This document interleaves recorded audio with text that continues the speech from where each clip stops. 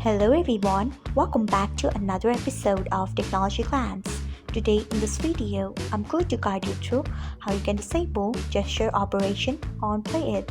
So let's get started. Firstly, open PLAYit app in your device. Then tap on your profile icon if you haven't. Next tap on settings. Then tap on video. Next you can see the option of gesture operation. Turn off it by tapping on it. So this is how you can disable gesture operation on PLAYit.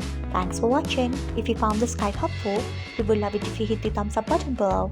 We upload great new tech tutorials like this one every day, so do not forget to subscribe to our channel and hit the bell icon so that you'll never miss another update.